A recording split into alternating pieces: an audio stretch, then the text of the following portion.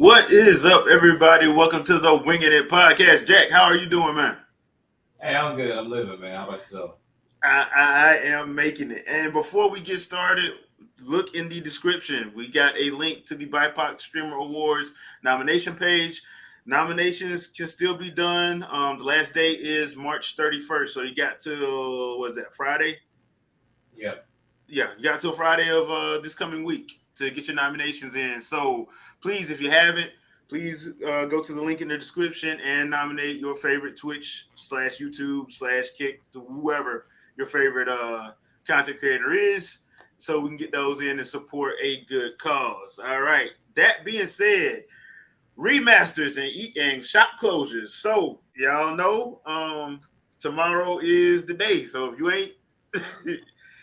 you ain't got stuff, I mean, you only had how long? Since a year and a half.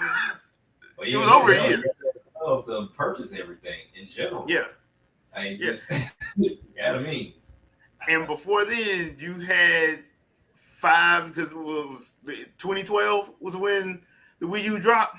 So you've had over 10 years. You had a lot of time. My thing is, do I understand where people are coming from? For sure. I would love for any of this stuff to pop up because you just never know. You might get a bug and you're behind to say, you know what, I want to play something at home today. I've been there. But at the same time, you can't then in turn follow up and say, well, if they're not going to make it available for me to purchase, I'm just going to pirate it. They gave you an ability to purchase it. Hell, GameStop still sells games, so it's not like they getting rid of them anytime soon. So I don't know. It's weird. And the other thing, and I feel that this is relevant to say, 13 million sold. So, and a lot of people claim the system is garbage, but you want all the games, which makes absolutely no sense. If I it's was trying not to figure out the correlation, like I don't know.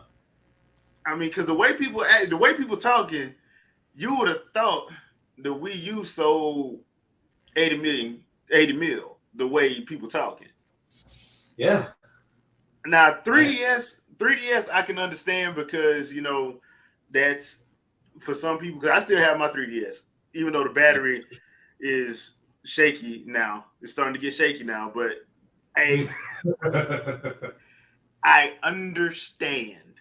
I'll say it like that. However, I will say this: if you are active on social media, they will make you believe. People will make you believe that the Wii U, the way they talking, the Wii U sold 90 million copies. Right. Or 90 million units sold. That's how people are acting. It sold 13 mil. Yeah. I mean, look, we all know how this works. We're about to see it, which I'm surprised I know why we didn't see it with the GameCube, but we're about to. If all these leaks are true and these rumors are true, you're about to see the same thing happen with the GameCube. Like that sold 22 million, possibly 23. 22, 22. So now you're about to get all this love. Now I'll give the younger crowd a pass because they were not allowed, were not of an age to play the sixth generation. I give them that.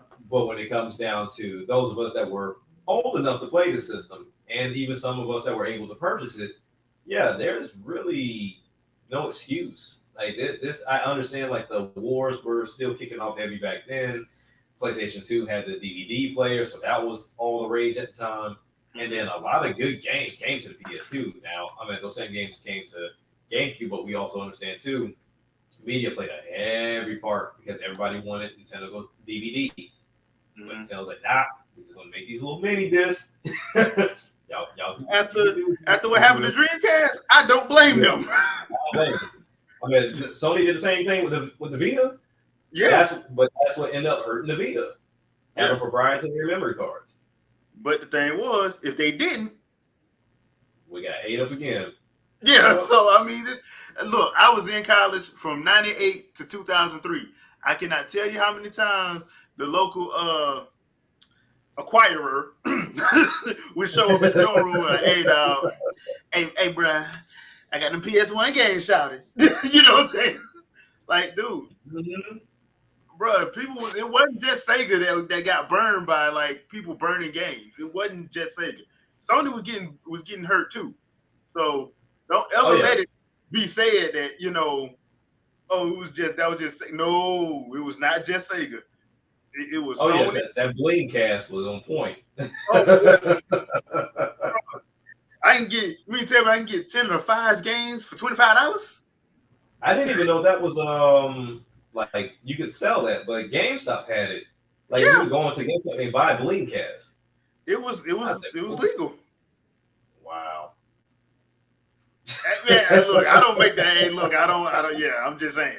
But yeah, it's one of those situations where this is a perfect example of why you don't feed into the masses. You need to have a mind of your own with stuff like this. I have people to this day tell me that the Wii U is trash, and I'm like, okay, then why is it? They can't tell me why. Mm-hmm. They can't tell me why. Everybody I'm like, was following behind everybody. I'm like, did you have a system? No, I didn't. Then how do you know it's trash? Well, because it didn't have this. Actually, it did. Why is it trash? Well, it was no. Why was it trash? And then they started repeating stuff they heard from IGN, stuff they heard from Game Trailers, stuff they heard from Rev 3, stuff they heard from. You see what I'm saying? Like it's one of those situations where you catch somebody and their talking points are the same talking points from other places. It's not a talking point that's their own talking point. Yeah, but you want. You can definitely tell. Yeah, but I'm saying, but you want all their games. How you have a trash system and you want all their games? Like it don't. Well, they kind of sold themselves out with that a long time ago, right? When we were talking about the Wii U of like, hey, let them go third party. Because if you really didn't care for the games, you wouldn't want them to go third party either.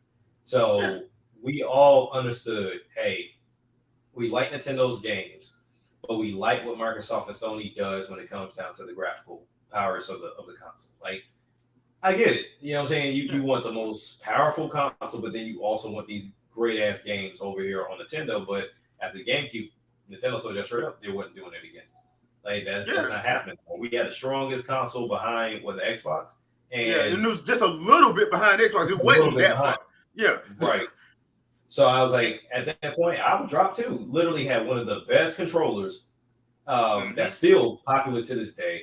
And then having the whole Game Boy Advance little attachment you could have done. To link games coming. Had Game Boy Advance with. Now, granted, that was one game. I wish they would have done more with that to where the Game Boy Advance could plug up to the GameCube and have some games set up that way. Yeah. But yeah, most of it was just like an accessories type deal. Like, okay, you can do this special thing if you plug in. But yeah.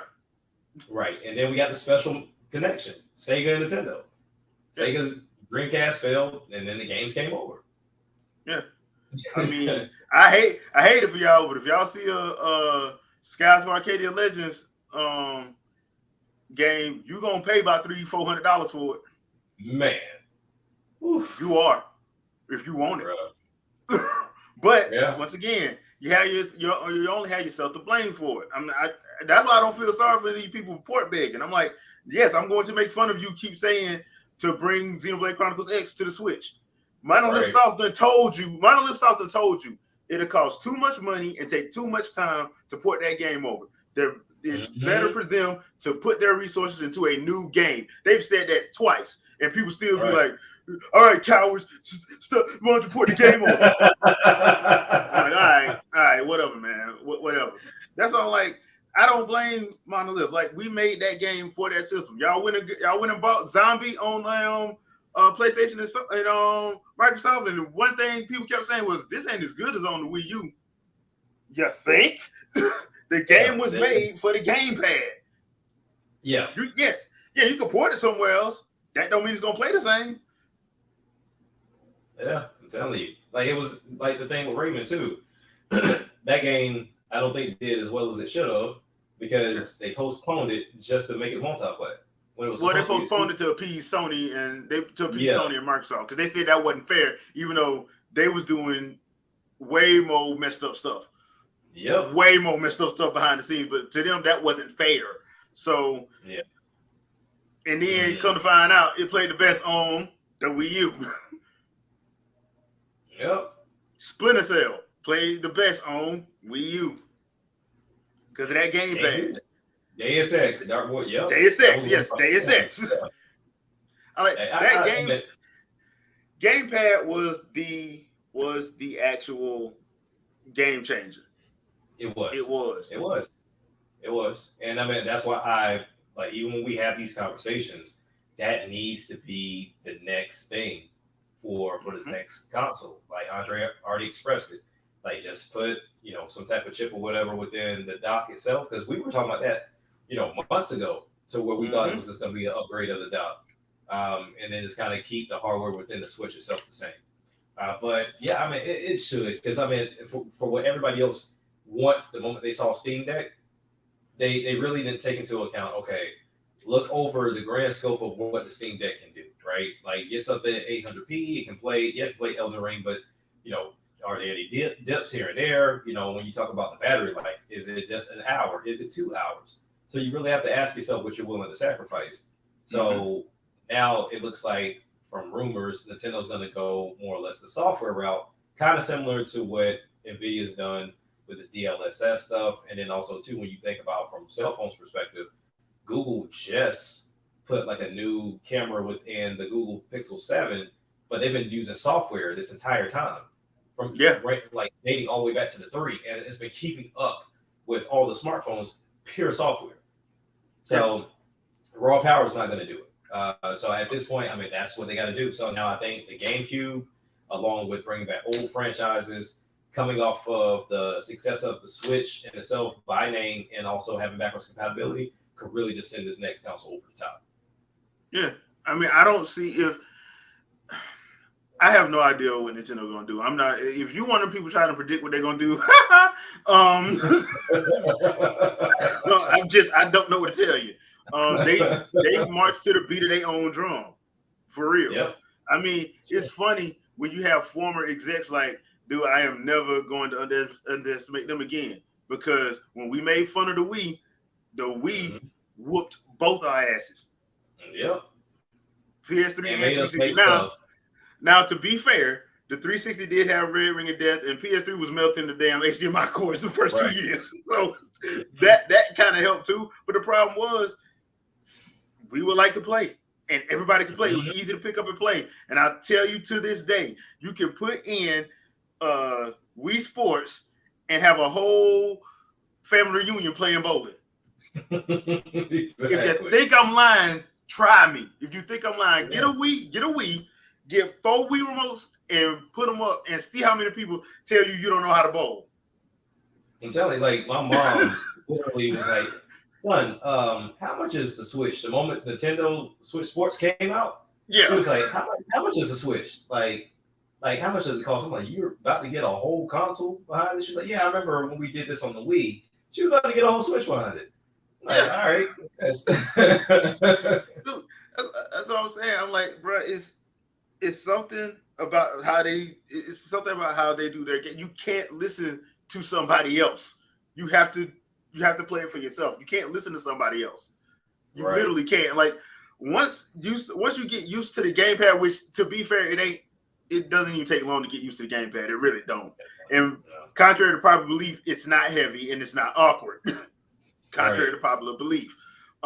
Star Fox Zero. A lot of people hated that game, but I will tell you this. My nephew, who's 11 now, I think he was 3 or 4 at the time. I let him play it. He picked it up in 20 minutes. Grown men was complaining about that game, and a 4-year-old was playing and having the time of his life. Exactly. Yep. Just for the sake of complaining. But now, once again, that eShop, the Wii U eShop and 3DS eShop is closing tomorrow, and people are complaining. You would have thought the Wii U sold 90 million. Hey, you would have thought they loved the 3DS too. People about to kill it. All right. I'm like, and then all they did was just drop Kid Icarus Uprising, Ocarina of Time remake, remaster. Awkward as that setup was, it still did well. Yeah. Like, that was an awkward setup. I ain't gonna lie. Yeah, and then come to find out that it was originally meant to be on the Wii. That's why it was always set up. Mm-hmm.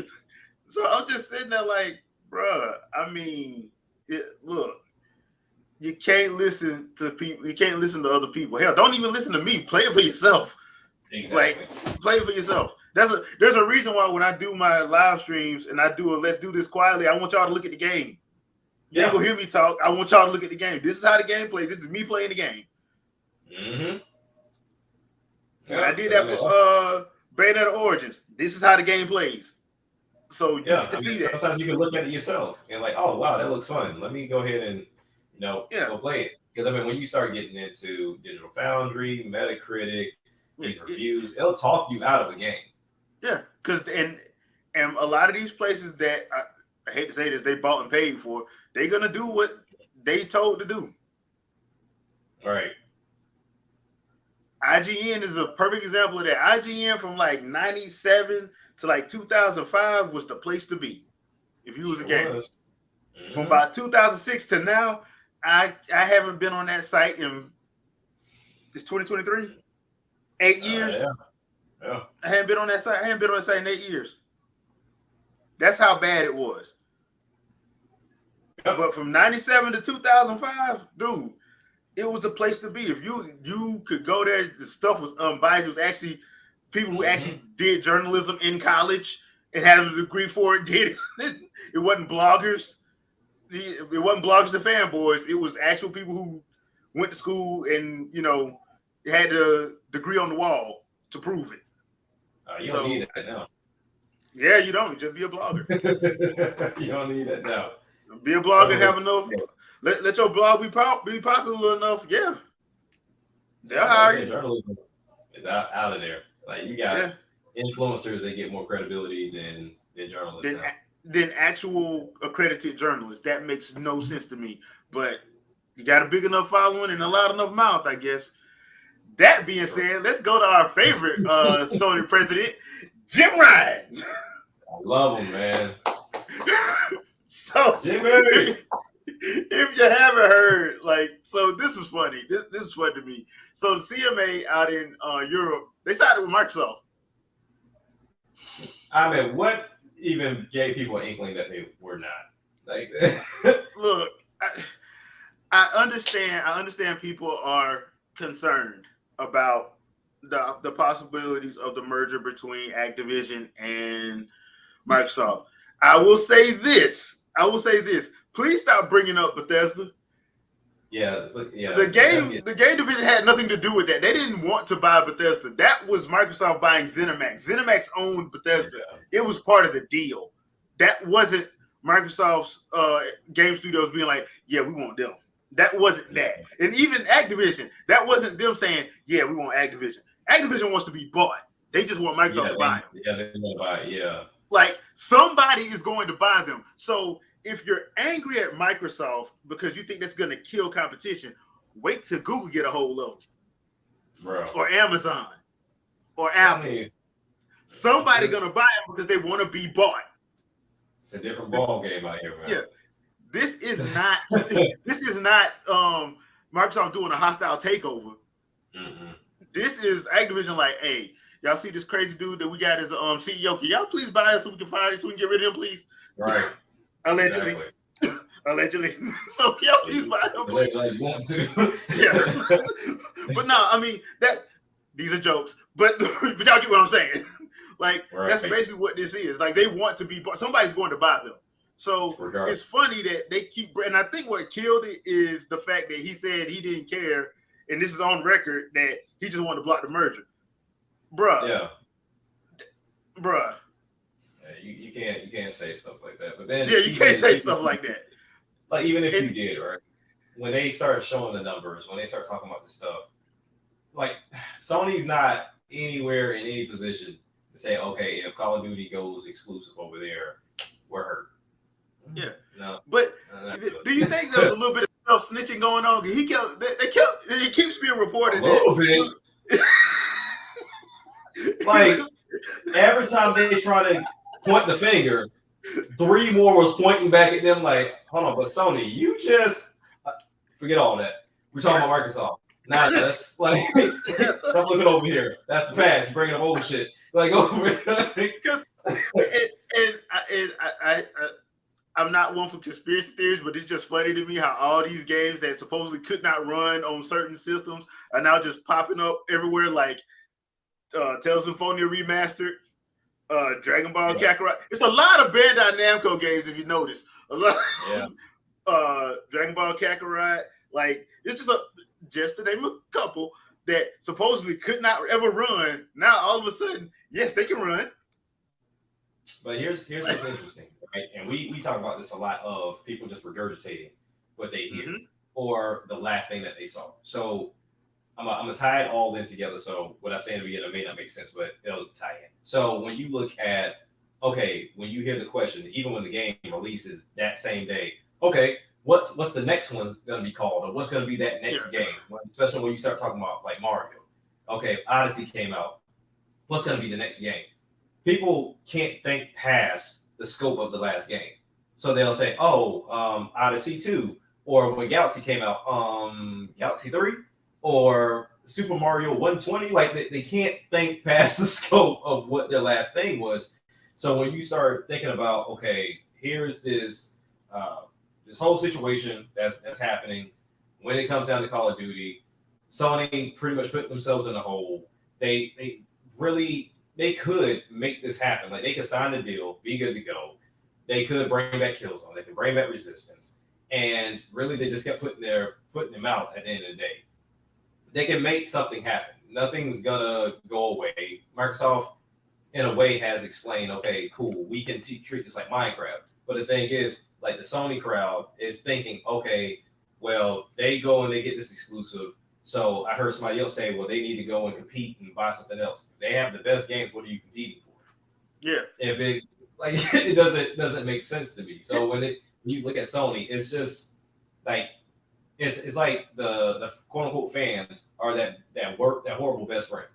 Like, okay, somebody cursed you out, okay, you gotta go curse him out big time. Oh, he did this to you, okay, you'll break into his house. Like, why are you telling me to do shit that's hurting me worse at the end of the day? So why would you tell me? That's because they bought this. Oh, go spend your money on this studio. We're going bar for bar. We're going drink for drink. They're not going to beat us out somewhere. And Sony's broke. You're like, I can't help you, big dog. Like, you told me to do this. Like, well, that's the thing. Because I've always said, I'm like, when it was Sony, Sega, and Nintendo, you saw Sony's game division like prosper. Yeah. As soon as Microsoft got in, and they saw Microsoft just passing out checks, they're like, oh, we can do that too. No, you can't. You can't. Like, no, they can do it longer than you. That's like me. That's like somebody like LeBron saying he can go toe for toe in a bidding war with Bill Gates. No, he can't. No, he can't. They're both wealthy, but Bill Gates is here. LeBron is here. You know, Microsoft different type of money. Like, Gwen, they were paying off devs, but it wasn't to the level of what Microsoft was doing. And they eventually wound up going, you saw what happened. They had to sell all their divisions. Yeah. Sony sold a lot of their divisions. Mm-hmm. If you remember, Sony was a big electronics conglomerate. Mm-hmm. A big one. Now I think it's just the products are good too. Like, so it wasn't like it was a bad product. No. Yeah. So yeah, but once Microsoft got in, they just like, oh, we can go bar for bar with it. No, you can't. And we see it now because like they gave away the majority of their mascots. Sony had mascots: Crash, Spyro, Jack and Daxter. Like, it wasn't just Kratos. you know, it was a lot. Like, they had a lot. And then, like, they had 2 Disney games, The Rise of Kasai and The Mark of Creed. That was theirs. Square Enix was pretty much all. Square Enix was all theirs. Like, Square didn't put nothing out nowhere else then. Now, yeah, Sega had Phantasy Star Online, and Nintendo pretty much had the Tales games, but everybody was eating good. Everybody was, you know. But when Microsoft got in, they was like, hey, we could do that too. Like, and I'm sitting there thinking, I'm like, wait a minute. y'all really can't do that. I'm like, y'all good, but y'all can't go as long as they can go, and I've been proven right about that. Now, I will say this: as far as their issue with feeling like they have to have Call of Duty because they're gonna lose a chunk of the market share, I'm like RJ said, you just bought Bungie, and you got Killzone and SOCOM and Resistance, dude. That's your Call of Duty right there. That's your Call of Duty. You got three Call of Duties right there. Pick one. Here's the problem, right? You don't have to get to COD status. No, like, you don't. You don't have to get to COD. It's just like over on the other end with Epic. Like, you don't have to get to Fortnite status. You don't have to get to Minecraft status with Mojang. Like, you don't have to. You don't have to get to a GTA status. You can be okay being second best. It's okay. And being profitable. And being profitable. I mean, that's all that matters. I hate to go back to this, but Iwata was a cold-blooded, genius, brilliant killer.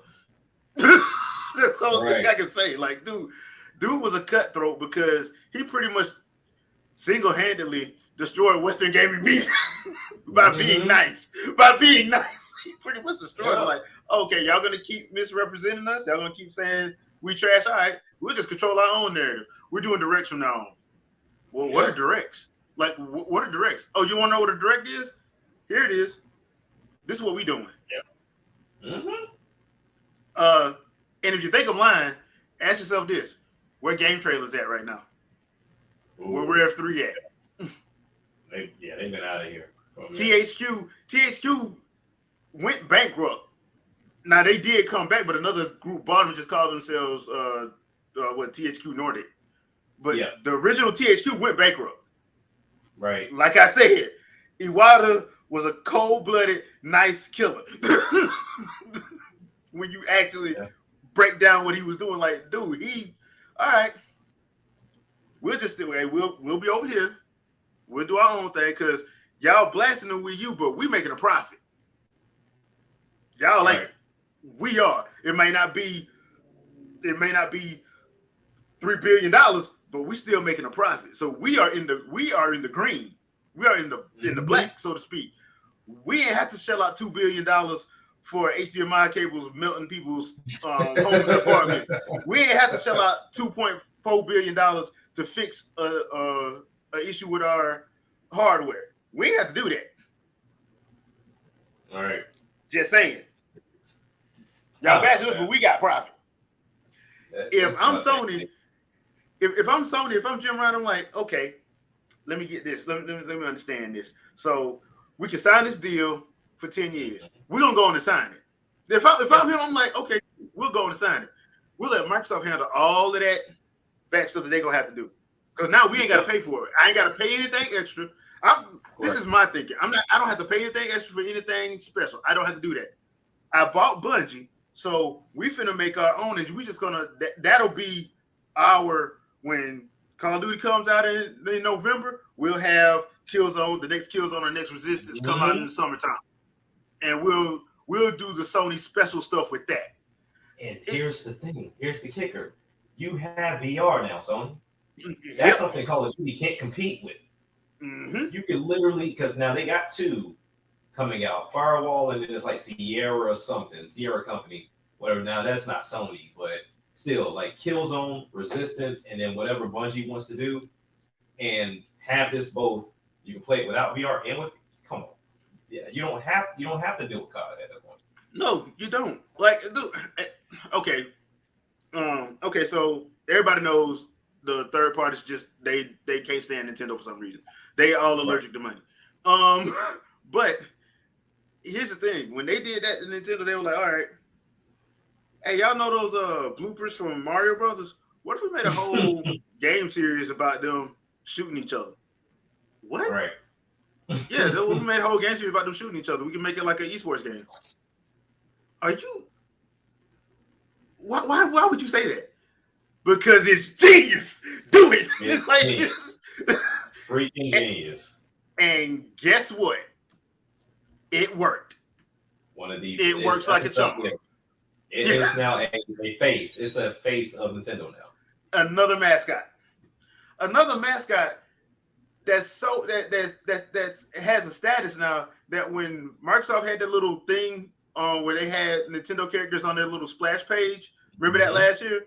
It was Peach and Inkling Girl, and who else was it? Was Peach, Inkling Girl, and who else was it? Fox McCloud? What's it? I can't remember. I know it was Peach, Inkling Girl. I remember seeing Inkling Girl right beside Peach, and it was somebody else. But yeah, but you have to have faith. You have to have faith to do that. You have to have faith. You have to be a little crazy to do that. Now, yeah, Bungie ain't the Bungie of old, but I think you can still make it work. You can still make it work. It's like with it's like with Microsoft with Rareware. Like if Microsoft would have let Rareware actually do their thing, they wouldn't even have had to buy all these other companies. They wouldn't have had to. Because I don't know if they realize this. You have a roster of stuff that they made that you could have had sequels to, not just Killer Instinct. Yeah, you could have done something with Conquer. You could have done something with way before with Battletoads before we got that. I'm being nice. Before we got that game a couple years ago. Wow. I'm trying to be nice about that, but I feel the restraint. And Perfect Dark, one of my favorite games. We're not gonna talk about Zero. Perfect Dark, you had that. We should have already been on like 3 or 4 of Perfect Dark by now. That way you could give Halo time to breathe. Well, let's see if this one comes in enough time and is successful.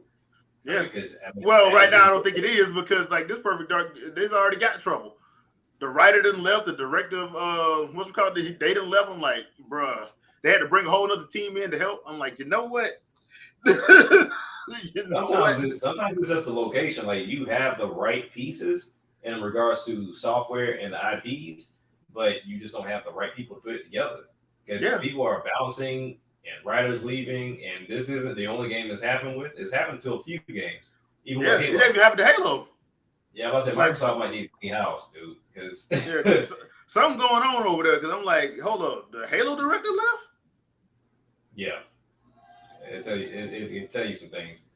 I tell anybody, if you see like a VP, you see like the assistant VP and some other top-notch people leave, you might want to start looking into something.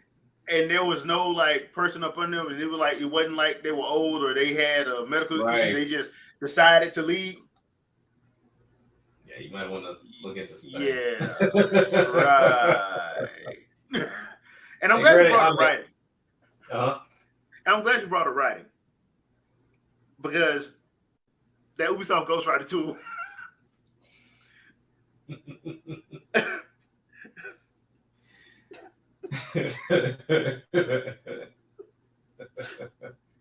Okay, I'm gonna try to be nice about this. Okay, so I don't know if y'all saw this or not, but like Ubisoft released a video this week of their new Ghost Rider tool. It's to help their writers, I guess with the workload. The way they try to describe it is with the workload and stuff like that. Yeah, so that way they don't have to do the dialogue for like NPC, so it could just automatically do it. Yeah.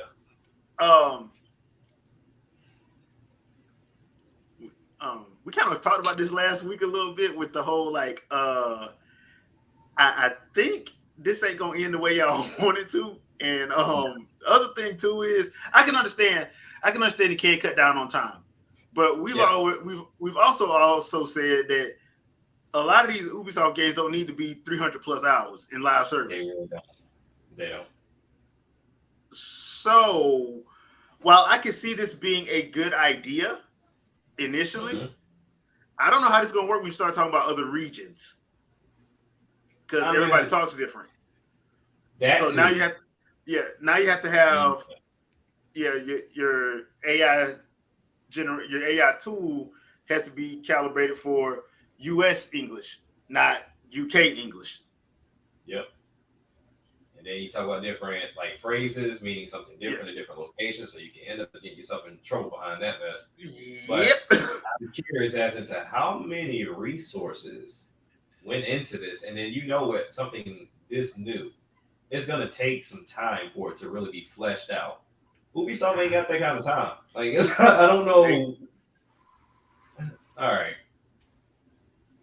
Yeah. So, Shadow, you got any thoughts about the Ghost Rider 2? I'll tell you the truth. For this exists as a story for the same reason the whole Square Enix NFT stuff was a story. Um, they're fingering the pulse. They're trying to see, hey, what buzzwords are going to click. We need that new thing because 4K isn't doing it anymore. HD isn't doing it anymore. We don't even talk about HDR anymore. No. And 3D was a fad that came and went. The 3D TV thing, remember they tried to push that too. I think the 3DS had something to do with that in Japan because Sony got mad about that. But we'll say that for another conversation. And we know we can't talk about ray tracing for obvious reasons. First of all, ray tracing is real. I've seen it on water. You said you seen it on water? It's real, but not real time. Shadow knows what I'm talking about. He saw that video. We saw that video a long time ago. Yeah, it was just so bad, man. But they have to talk about it because they have to talk about AI, and AI has been a thing in IT circles for a long time. And then the security aspect comes to it, and how do you secure the AI? And the thing that you use to secure the AI, how do you secure that? And you can see how this goes into an endless loop of cat catching the mouse, essentially. So what they want to do is just pitch it out there because it could be beneficial in gaming. And I don't know if you guys, did any of you guys see the Epic press conference from a couple days ago?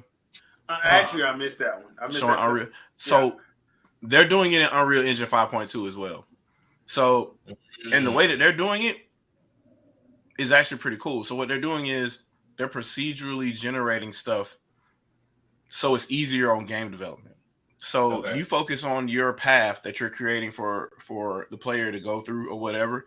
And so instead of spending time for artists to develop art here, there, and whatever in the world where no player is ever going to go, you don't have to pay an artist, 2-3 years to develop stuff they're not going to see.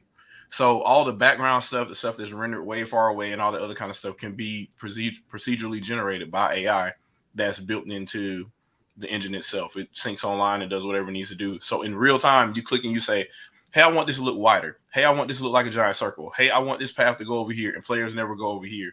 This just needs to be a background while they're doing this. And you click a button and it instantly does that kind of stuff. And that is very beneficial because otherwise that would be thousands of hours of developing stuff. Now, as far as like actual dialogue in a game, that's going to be an issue unless there's a lot of machine learning that's trained really well within that specific studio's house. I could see how it would be beneficial for like a game like, say, Elder Scrolls or something to that effect, and not necessarily for a dialogue, but just text in game. So if you go to a town or whatever, you don't have to go and then go draw, hey, the name of this town is Eldenburg or something like that, right? It'll be Eldenburg in Eldenburg. It'll already be procedurally generated based on you creating the name of that town. So all the assets that you need will be named. I could see how that could be beneficial to development that way. Because on the engine side, there's very little, how can I say this, repetitive work that needs to be done on the artist and the programmers in. Because the code on the back end too is also being treed out. So hey, this is a town. Okay, so this is an object, this is an object, this is an object, and they're all linked under the name of this town. So that I can see how that would be beneficial. But dialogue, come on, man. You want it to sound believable, and it's not going to work too well. Even though, like, Chat GPT is a good example, but I don't see that working in the game where as a developer, you have to think what the player's thinking as far as what the response would be, what the humor would be, if it's like a humorous side quest or just a little chat or what have you. That kind of stuff can't really be predicted per se. Like you have to be human to understand some certain things. Okay, so in the words of Mark Hamill's version of the Joker, this is why you always watch movies. Because ain't this how Skynet started? Yeah. They realized that the most efficient way of being a machine is to delete the mission altogether. Like, hey, Linda Hamilton tried to warn us. Linda Hamilton tried to warn us on five different occasions. And look, apparently. If we kill all these people, we can just stay on power save mode forever. Facts.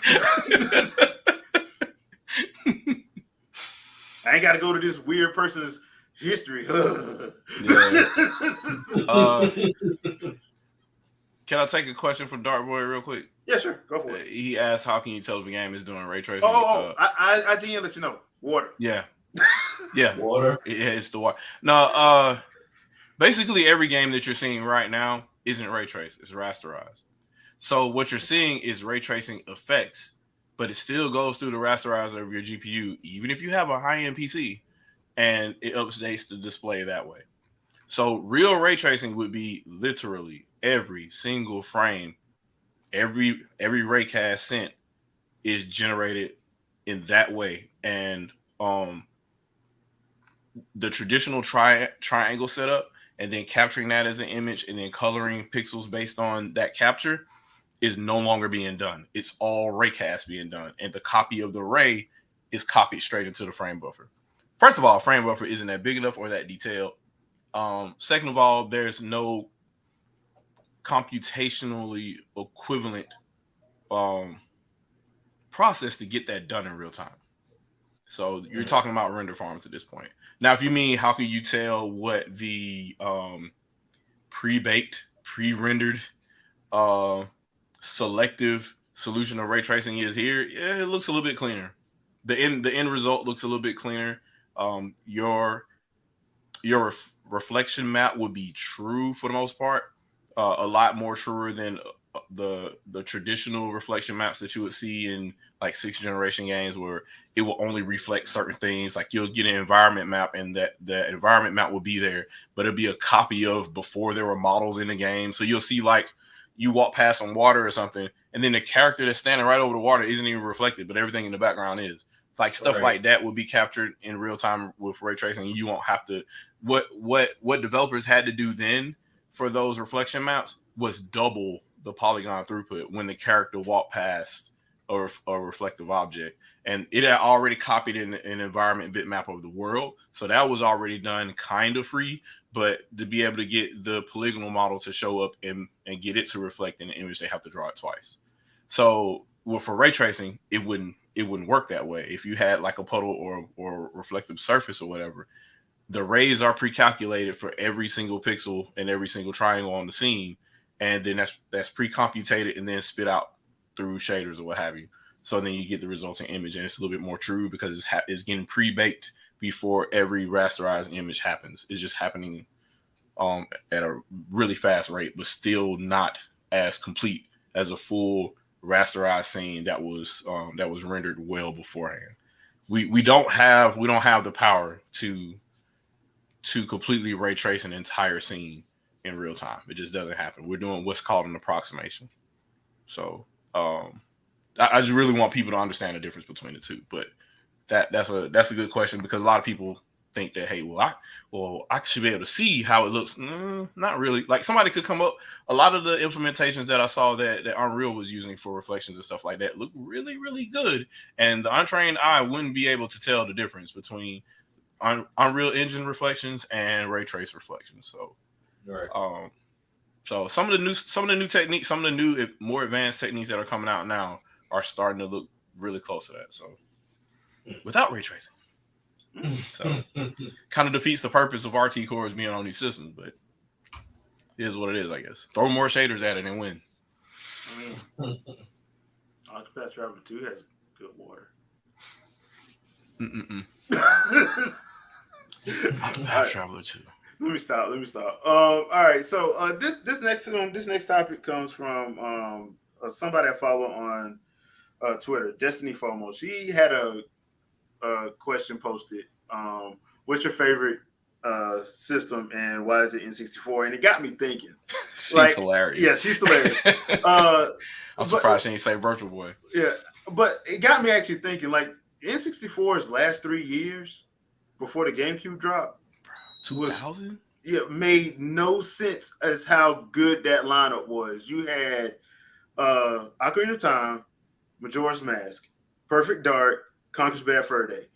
Didn't Diddy Kong Racing come out then too? I think it was Diddy Kong Racing and Conker's Bad Fur Day and of course wrestling. Yeah. WrestleMania 2000. Yeah. And you said Perfect Dark already, right? Yeah, I said Perfect Dark already. Yeah. Oh, Jeff West Gemini. That was the other one. Because remember, Rareware had it was 2 hits a year. Yep. 2 out. Published by Nintendo and 1 published by them. Yeah, 1 published by them.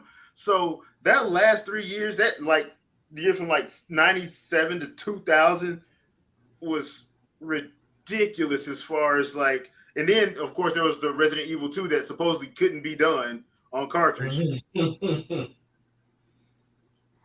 Yep. That was done on cartridge with everything intact, even the cheats intact. I don't know, man. All I know is Angel Studios was like, hey, we working on this Resident Evil game. They called a Factor File. They're like, hey, so y'all got this video. Oh, y'all got divots. Y'all got it to work on the N64. Hey, let's grab that. And then they're like, full motion video, whole game. Back when companies wasn't allergic to money. Yeah. It's all about the time that you spend. Limited FMVs were on the Super Nintendo. So if you want to play around with and you want to spend the time and you want to compress it down or whatever, you can make it work. And if that kind of stuff could have been done back then in the 4th and 5th generation, I don't know why anybody's saying things aren't possible. We're in the 9th generation of consoles now, going on to the 10th. There's zero reason why anybody should be like, well, that's not possible, and that's not possible, and that's not possible. I'm like, dude, lower the resolution. Especially when everything's scalable anyway. Lower your render target. Yeah. Unless it's a custom engine, everything's scalable. Facts. So, Banjo Tooie was 2000 as well? Okay, yeah. Yep. That giant key, bro. Giant ass key. What do we do with this giant key? Yeah. Banjo Tooie was hilarious. Well, that was the thing. I'm sitting there and I was just thinking to myself, dude, I don't know who had a better swan song years of their system than the N64.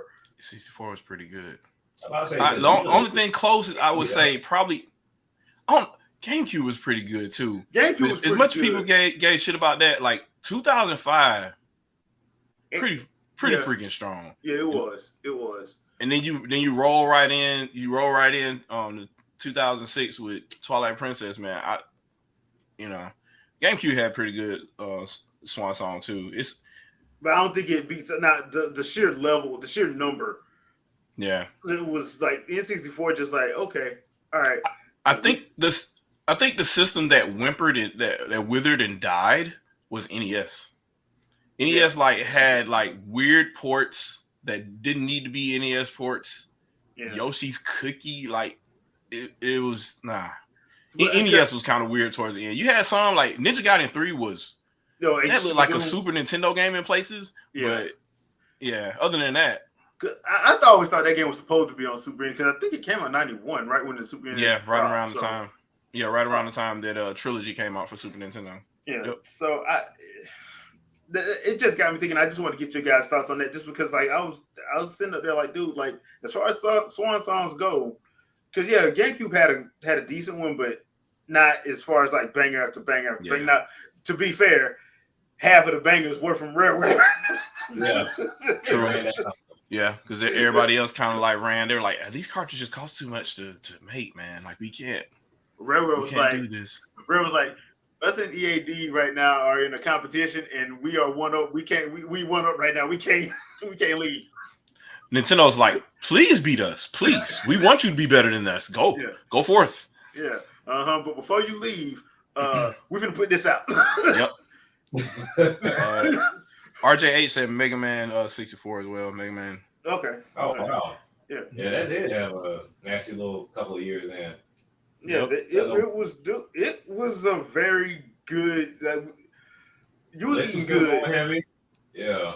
And remember, their 4-player online was the place to not online, but their 4-player co-op was the place to be for couch. N64 was the place to be for couch co-op. Oh, for sure. Because 4 controller ports built in, you can't beat that, man. Nope. I'm trying to think what year. I'm trying to figure out what this is what game I'm gonna go ahead and try to. Oh, it was 1997. I was trying to figure out what year Nightmare Creatures came out. That was 97. So that was like right around the launch window for N64. Yeah, because N64 was 96. Mm-hmm. Yeah, because Killer Instinct Gold came out in arcades at the end of 95. Yep. Yeah. So you had Resident Evil 2, Resident Evil 0 was supposed to come out too, but that ended up being a GameCube game. Yeah. It was 2000 was just lit, man. So N64 kind of they had a decent lifespan there. It's just JRPGs, man. That was it was rough. Which brings me to GameCube. Because that's my personal favorite console is probably gonna be is GameCube. Straight up. Hold on 1 second, everybody. Hi, Vicky. Hi, Vicky. All right, so mine is GameCube, and like as far as all the flack that they got, they had like even among some of the third party games, they had the best version. Soul Calibur 2, best played on 64 on GameCube because I had the other 2 versions. Yes, it was better on GameCube. GameCube was 60 frames per second. I think what GameCube was missing was 720p. Yeah, that was the only thing he was missing. That's the only thing he was missing. But other than that, like it was smoother than the other 2. I had all 3 of them because I wanted to play with Hihachi, and then I got the Xbox version as a gift. Yep. So I'm like, yeah, I'm going back to Link. I'm just going back to Link. So I'm like, after this, I'm going back to Link.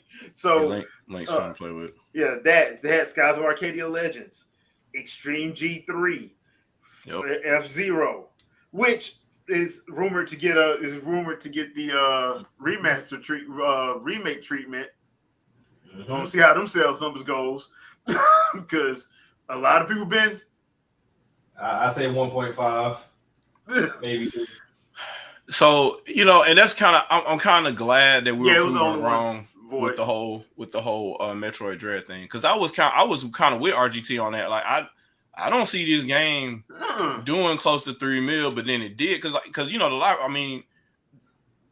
the Switch user base is just so insane that anything that was marketed well is going to end up doing pretty well. But even then, I was feeling kind of suspect about Metroid Dread because I'm like old school 2D Metroid and it doesn't hold your hand.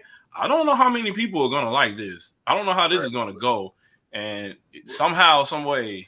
Well, it was funny because like a lot of people never played a Metroid game, and as we saw, and then at the beginning of the podcast, we're seeing it again with Metroid Prime Remastered. That's why I had to ask that question on Twitter. I'm like, I'm not trolling or anything, but did y'all not play any of these 6gen games? Because this don't make no sense. How y'all don't know about how good these games were. I'm like, bruh, you developed my favorite God of War games, and this is. You don't know how to play Metroid. I don't know what else.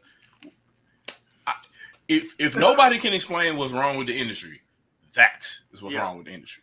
Right there. That part right there. And then Nintendo decided to get hella petty. Like, okay, you gonna talk shit. All right. Yeah, that's just rough, man. Okay, sir, we have the accolades trailer ready to go. You know what? Don't do that. Y'all still got that demo y'all was working on? Yeah. Sir, the game came out 2 months ago. I don't care. Put that demo out. Also, I need y'all to change the accolades trailer a little bit. I wanted you to do an overview trailer, and I want you to show a certain room over and over again. Like, like God dang. Lots of fun. Like, wow, okay. But yeah, Dark Void said he asked if Xbox was the only console that could do 720p. Yeah. I mean, as far as enabled in features, yes. Yeah. It had the memory and they all really had the bandwidth to do it. There were a lot of games that PS2 could do in 1080i. So it was go from game to game because these systems didn't have that much memory. So you had the frame buffer to do it because you don't need that much. You need less than 8 megs per frame to do it, and all three consoles had more than 8 megs per frame to do 720p. It was just what you were going to do with that that memory that you had at the time to draw pixels on screen, and Nintendo locked it out altogether. You're not doing above 480p on that system. Because if I'm not mistaken, wasn't it was Halo 2's online where we saw that 720 coming to play. It was Halo 2, Ninja Gaiden Black. And it was something else. It wasn't all of them. PGR had it, I think. PGR 1 or 2 had 720p and 1080i. A lot of games just had 480p or 1080i because it was too much bandwidth, so they would just double it and do the interlace thing. It was a lot easier to do 1080i than 720p. Wilton, I do agree with you. I did enjoy Time Splitters too. I just thought 3 was a little bit better. Future Perfect was a little bit better. Yeah.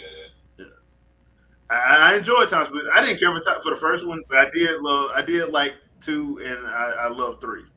So there was that. Okay, so my last thing that I want to talk about today, and that is the state of controllers. So, do you want me to do it? You want me to do it? I want to do it. You want to do it? Do it. All right. What is y'all deal with this controller? Like, what is going on? I feel like I'm missing something. You gotta feel it, man. Yeah, it's a very good controller. It's done very well. And which one is that? That's the 8-bit. The 8-bit though. Yeah. Okay. The 8-bit though Elite controller. Yeah. Okay.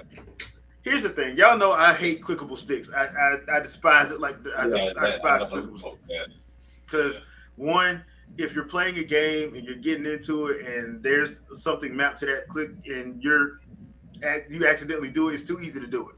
Yep. Yeah. But after playing with some Power 8 controls, some of these third-party controllers that actually have paddles to the bottom, do you think in the future going forward that should be done instead of clickable sticks? Just have like 1 or 2 paddles on the bottom insides of these controllers on the character. I don't see why not, or just having the modifier. Just having the modifier, having it be a modifier button, so that way you have to hit the paddle and click down on the stick for it to happen, just so it doesn't accidentally pop off. Yeah. That's what I'm saying. Like, because at this point, it's like, okay, I understand why they did it before. I do. I understand why they implemented clickable sticks. I understand it. Now I just think it's annoying. It was annoying then. It's just super annoying now. Yeah, it's super annoying now. And ever since like a lot of these third-party companies started doing that, I'm like, yeah, my gameplay sessions go a whole lot better because the first thing I do is one profile is always going to be a profile that the sticks are turned off, that clickable stuff is turned off, and it's turned on the paddles. That's the first thing I do. Then I have another profile set up for like other stuff, but that is the main profile that I do that with. And as far as like classic controllers, because I know the N64 controller, Genesis, SNES controller, GameCube, NES controller, they've all come back because they started back making them. I know some people are going to agree with me on this one, but I want to just get y'all take. Should they have like gyro enabled on it, or should they just like keep the retro feeling? No. You mean for the first party controllers? Yeah, for the first party controllers. For the new ones that they're making, like the N64, because you can go get the N64 Genesis and all of them. Because some of them you can use with other stuff. Some of you can actually use with other, and I didn't know this. Like it's like with the GameCube controllers. I didn't know you could use GameCube controllers outside of anything outside of Smash until I accidentally did it with Mario Kart. It was a straight up accident. Well, sometimes even if the game doesn't support it and you've already using it in the menu and you start the game, it's gonna do what it does. Yeah. So I don't know about gyro though, because for older games, like I don't know how that will. Yeah, good point. You're just saying in general, like having it if you want to use it for. If you want to use it, I don't know. Well, RJ, I'm gonna say this. The reason why there was widespread drift issues, and once again, this was not just to Nintendo, Sony and Microsoft had it. It was the manufacturer they were using. If you follow the case, that's the reason why both those cases Sony and Nintendo won, because it wasn't the manufacturer that they used to get made a poor quality product. That's why a lot of the third party, when you hear about it, like a lot of third party controls like Power A and 8-bit, though, they didn't have those issues. Yep, they didn't. Now there were some people who were saying that Power A had them, but when it got investigated, it was because they were jamming it. Yep. Like, dude, like I wonder what y'all would have did back during the Dreamcast era when you had to get the Mad Catz controllers, and you do that job one time. I'll say I'll give them. They at least look good. I'll give them that much. They look good. Stylish. So on the Joy-Con drift issue, right? What I want people to understand is this. So you have something like this, right? And then you have something like a controller like this per se. And you're like, if these have the same type of sticks in them, how come this one is less likely to fail on me no matter how hard I make contact with it?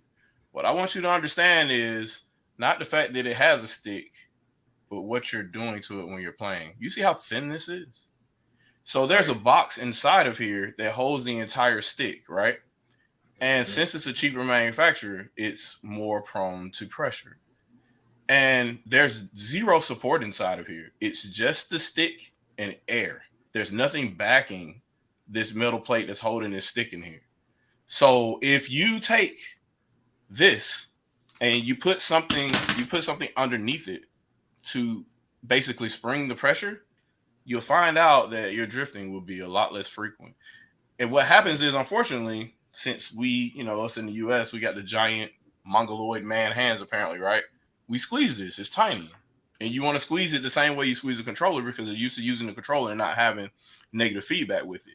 Most gamers in Japan, if you ever watch them play a fighting game or anything like that, this is what they do to move their stick around. They're not pressing down. They're not pressing the stick this far to move forward.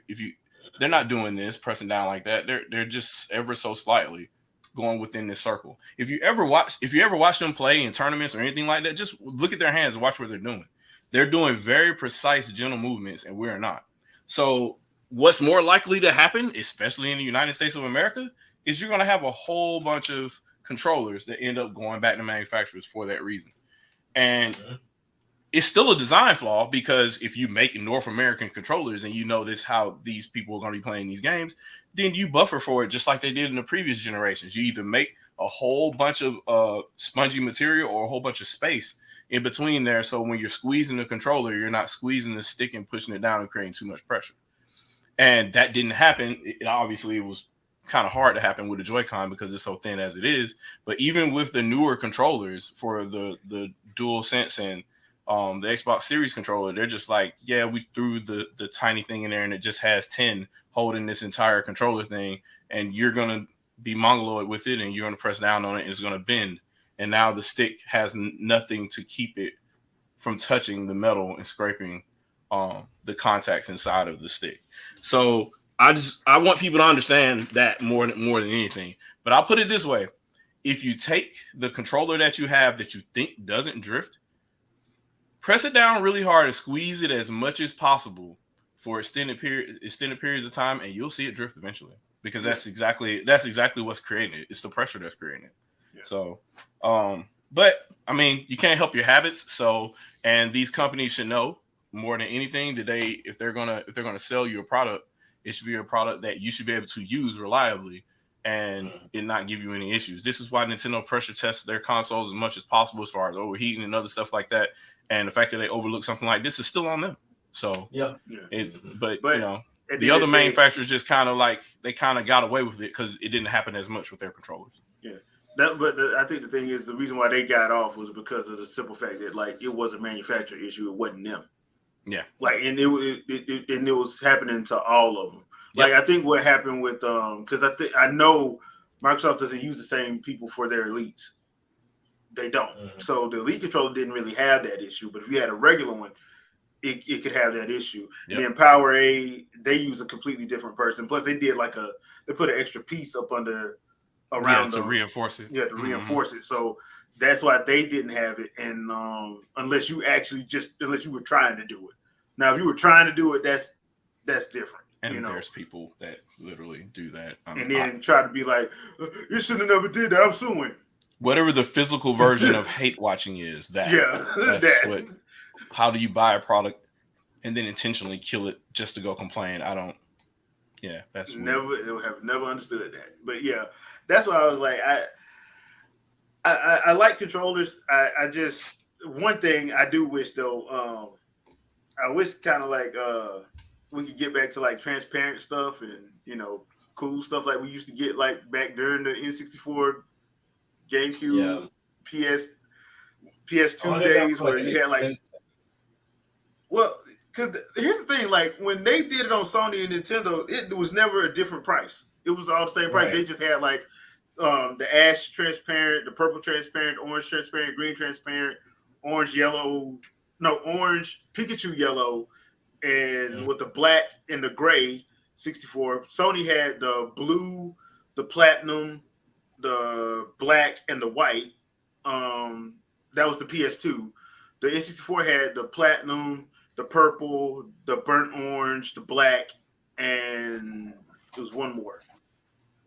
There, in Japan, there was a teal one at one point. Yeah, that one. Mm-hmm. Yeah, that one. And then, of course, the elusive red GameCube, which was development, but that's that nobody had. So, but yeah, I kind of miss those days. But it is what it is. I just don't understand why they don't do that anymore. I mean, it can't be that expensive to get the shell like that. Hey, I mean, whoever got it, I'm pretty sure it's somebody that either looted NOA or they have a relative that worked for NOA in the early 2000s. If you have that pink GameCube, you're sitting on a gold mine. You should probably dig it out from wherever you have it because it was display only. I don't even think they worked. I think they just had them out as a display so you could see all the range of colors that they were planning to release for the system. Right. But there was a pink GameCube out there. Yeah, because it was that one and it was a green one, wasn't it? It was a pink and a green one in that advertisement thing. I remember that. Because the ones that came out was the purple, the platinum, the black, and the orange. Yep. Was the ones that came out. And there was another one that came out, but that was later. That was a couple years later. So, it is what it is. But that's going to do it for this episode. I hope everybody enjoyed it. Chat, thank you once again for coming through. We really appreciate everybody coming through as always. Shadow, anything you want to pimp out? Shoutcast Wednesday. Hopefully we have a special guest. We'll see what happens. That's all I got. All right. Jack, what you got? As always, make sure that you subscribe and share this channel as well as everybody's channel that's a part of the podcast from Sandstorm, myself, Vicky, Shadow, Andre, and then Jay. Doing this every Sunday unless there's something that comes up. But nonetheless, I mean, definitely just check out everybody. Just continue to follow and continue to support. Thank you. Yeah. Also, all hate mail needs to go to Shadow. Yep. Send me all the downvotes. Send them all the upvotes, please. Also, don't forget BIPOC Streamer Awards. The link is in the description. Do not forget to go by if you haven't had a chance to nominate your favorite content creator. Please do so. I'm trying to make sure that we help out and show some love. Okay, people. Other than that, if you want to see me be horrible at sniping in Time Splitters 3 Future Perfect, check that video. I did that last night. Quality content. So, and we will see you guys next Sunday. Peace out, people. Hey, go on eShop now. Go on eShop. Yeah. You might want to do that. You might want to do that. Just saying. Everything ain't getting ported. Just saying. Yeah.